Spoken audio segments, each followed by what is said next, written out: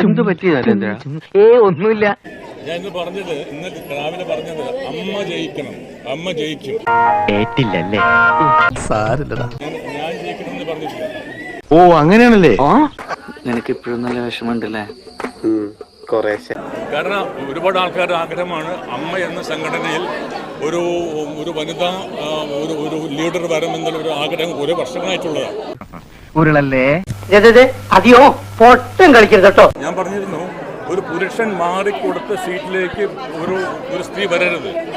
എന്റെ ഉദ്ദേശത്തിൽ ശുദ്ധിയില്ലേ സാർ? ഉണ്ടുണ്ട്, വേണ്ടോളം ഉണ്ട്. ഫൈറ്റ് ചെയ്ത് വരണം. സംഗതി പാളിയ എല്ലാരും ഇത് തന്നെയാ പറയുന്നത്. അതാണ് ഇവിടെ സംഭവിച്ചിട്ട്. അപ്പൊ എന്റെ ആഗ്രഹം അതായിരുന്നു. അപ്പൊ എന്റെ ആഗ്രഹം ദൈവം നിറവേറ്റി. നോണിങ്ങനെ കേൾക്കാൻ നല്ല രസമുണ്ട്. ജയമോ പരാജയമോ അല്ല. ജയമോ പരാജയമല്ല, അവര് ജയിച്ചു. അതൊക്കെ ഫൈറ്റ് ചെയ്തിട്ടാണ് ജയിച്ചത്. അതുകൊണ്ട് അവര് 100% അർഹരാണ്. നമ്മുടെ പാർട്ടി എത്തിയല്ലോ. ഇത്